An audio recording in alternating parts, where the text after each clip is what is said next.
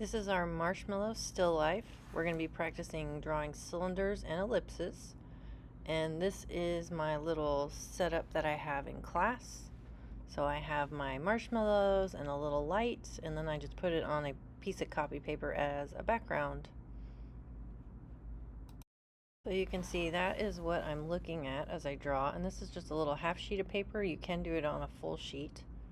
I have a variety of drawing pencils. And then as you start, measure the angles you see. Take your time, really look at what you see. Especially drawing those ellipses can be challenging because remember, your brain is going to flip it into a circle, and you'll see it does that to me too.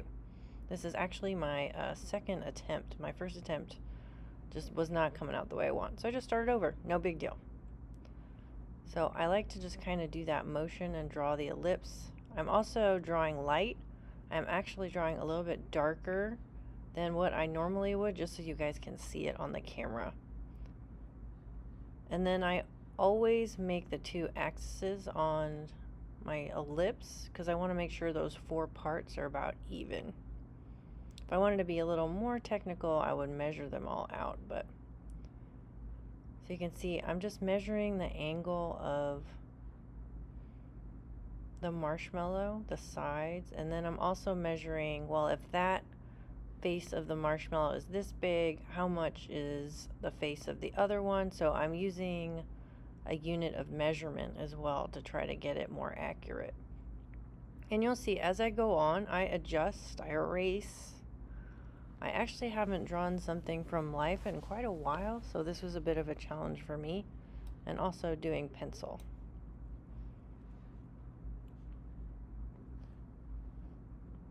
So I always try to make sure I find the center and that my each quarter is accurate. And then for that one, since it overlaps, I just draw the whole circle or ellipse. And you can see it's tilted a little bit too much towards me. I end up fixing that later. But this is just kind of where I start. I just build a little skeleton of what I see, and then as I add more value, as I kind of flesh things out, I get a little bit more accurate. And this is just kind of true for anything. I also usually like to try to draw bigger, so drawing a little smaller is a little bit more challenging for me too. And then also remember those two ellipses. You can see I have a little bit of kind of a football shape at the top I'll end up fixing. You don't want it to come to a point, it's round. And you want it to mimic the front ellipse, but the front should be usually a little wider, so that one at the bottom is a little bit wider than the one at the top. But you can see I'm just building my drawing. Things are not 100% accurate right now. It gets more accurate as I keep building and erasing and adjusting. So I'm constantly adjusting. And I adjust a lot before I start adding more value.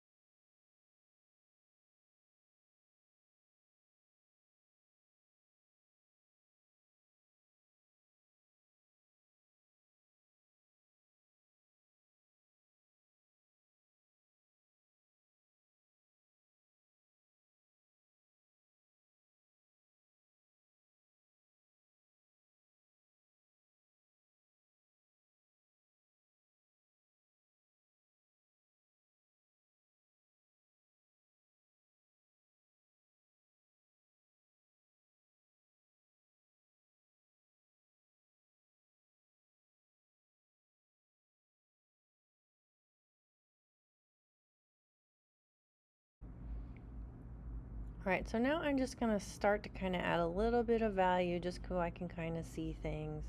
I'm going to use the side of my pencil. The marshmallows are white, so there aren't going to be a lot of darker values here. I also have the overhead light on in the classroom, So there's not a lot of like super darks in there, which kind of makes this challenging because I need it to still look like a white marshmallow. But there are shadows in it. So I usually lay down a flat value and then I try to go back and add those little crevices and like lines that are in the marshmallow. And I'm using the side of the pencil and just using very, very light. I believe that's my HB. In retrospect, I could have even just started with a 2H since that's a lighter graphite. But I'm just starting to kind of look at what I see. I see there's a little darker edge there. There's a shadow from where the top of the marshmallow is. And I just go slow and build up value.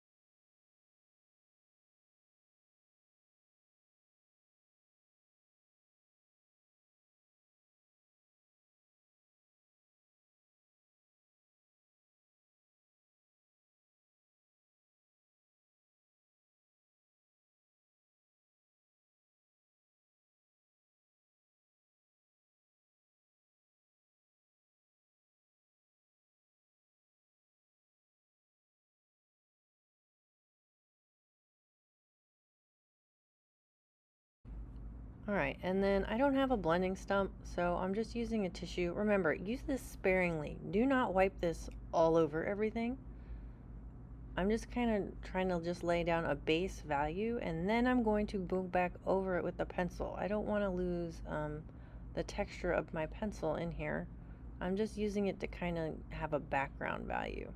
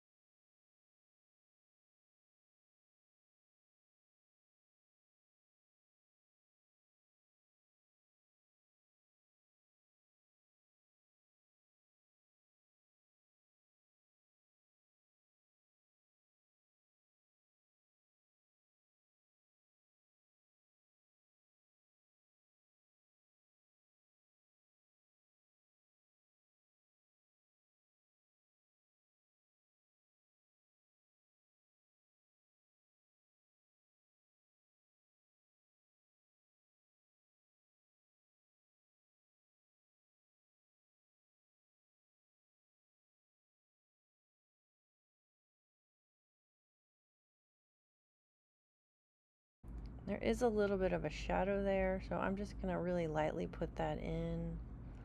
So I'm just kind of building this, and I keep looking and keep looking to try to get it accurate. So this is constantly adjusting. I'm not doing anything super dark yet. You can see I put in a little bit of details in the marshmallow. And then I love to use an eraser to erase out details. I love using my eraser as a drawing tool, which it is. You can also use a kneaded eraser. And then later on, I will use a micron eraser for little tiny details, because this is a small drawing. So this is where I'm kind of adding in some of that texture, and then I'll go back in and refine it later. And then I'm kind of erasing out that line, because remember, there are no lines in nature. Once I do the background, then I will eliminate those kind of outlines that I made.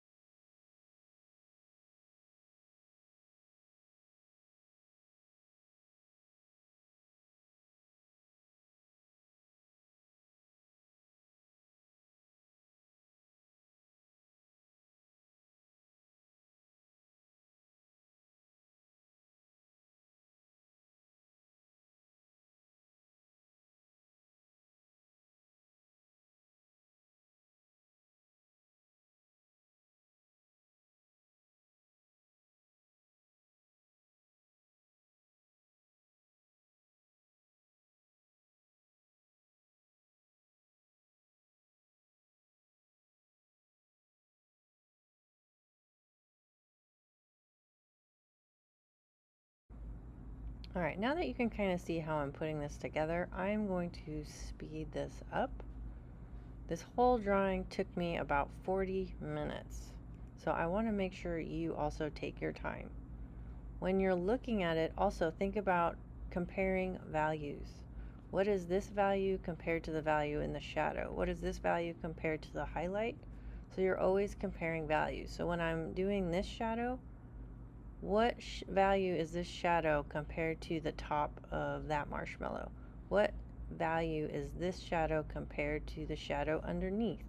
So you want to make sure your values are accurate, and that is going to give you a very accurate drawing, and it's going to look more realistic. You don't want a bunch of flat values.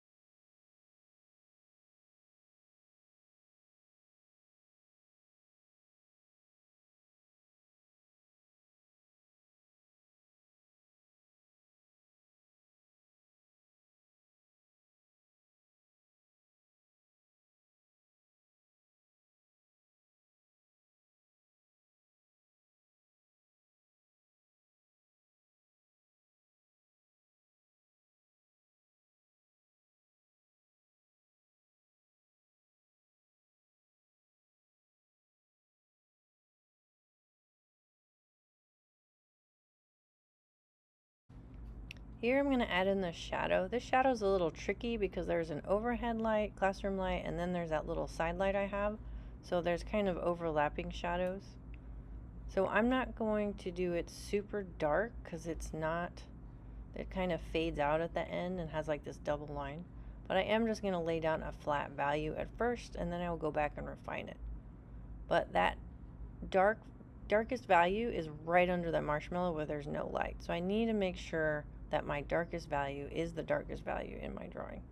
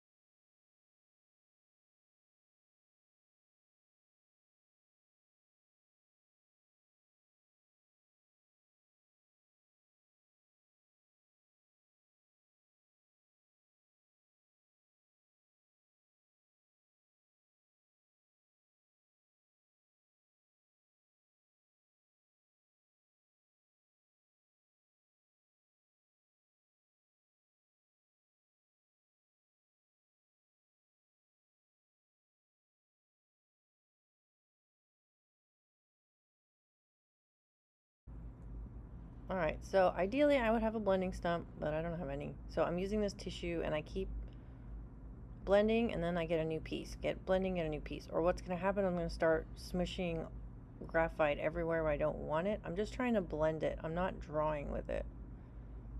And then you can already see it definitely changes the way my drawing looks. So I always go back over the top of the pencil. I never just blend it and leave it. You don't want to do that because then it's just going to look too blended. And then also if you do it too much, it'll put all this pigment into the paper and then you can't really erase or draw it anymore. So I'm just going to kind of fuzz out that line. So I'm just kind of putting down a value. Now I'm going to go back and add more of my pencil texture because I want it to look like a drawing. And then here, I like to just turn my paper around. I'm just cleaning up edges. I'll also say when you're looking at your marshmallows, your viewpoint's going to change a little bit. So sometimes you might look at it in this one kind of way, and then you move your head, and it's another. You can use a viewfinder to help keep your viewpoint the same as well. So now I'm going back in and adding that darker value in the shadow, and then doing a little bit more over the top. So I blended that like pure value there, and then now I'm going to go back over the top. I don't want to lose that pencil texture because it's a pencil drawing. And then I'm just going to kind of refine details. And then what I'm going to do next is use what's called a micron eraser. So you see this tiny little eraser? I love these. These are really good for doing details. I love using them if I'm doing a portrait to kind of get skin texture. So I'm just kind of erasing out some of where I see those little wrinkles and things in the marshmallow. And then I erase out a little dot and then I go back over under it with a pencil. So it looks like it has a highlight and then a little shadow where that texture is. So whenever you're creating texture, there's usually going to be a highlight and then a shadow underneath the texture. And that's how I create my texture. And then I'm just refining details as I go. Kind of just going back and forth, erase, taking out, till it looks the way I want. And you can always add a little more contrast than what you see. This is a drawing. We're not doing photography. We're not doing photorealism. So here's where I'm starting to add my own little details and style to it.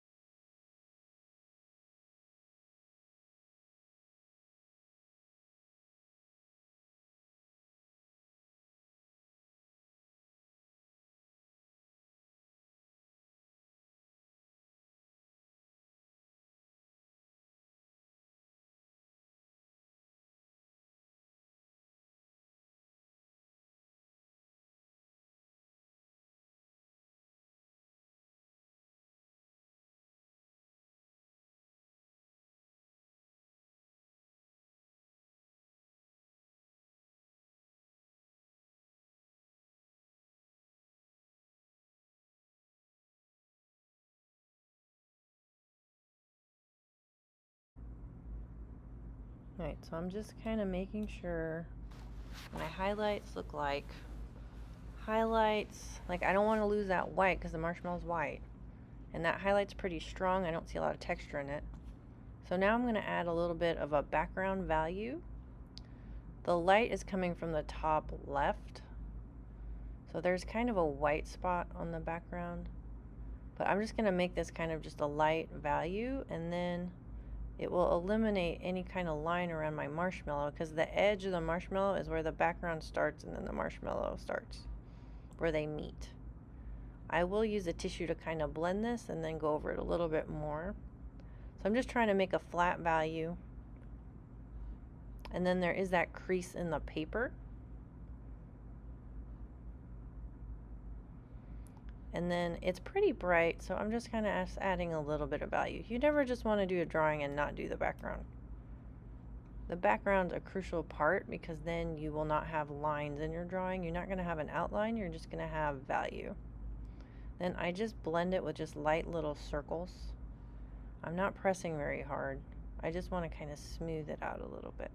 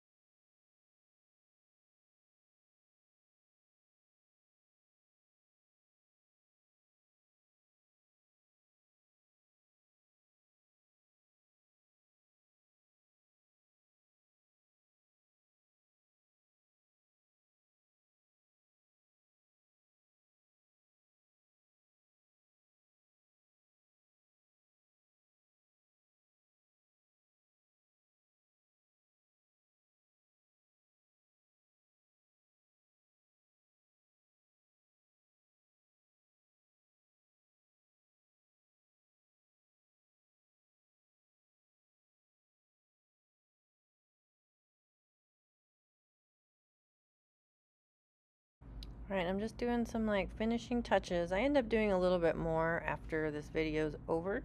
I will show you the final project. But I'm really focusing on that side of the cylinder because there's a darker spot and then a lighter spot and then a highlight. So I'm just kind of doing some little added touches. So overall, this took me about 40 minutes. So I want you to make sure you're taking your time when you do this. And then I can't wait to see how yours comes out. Good job.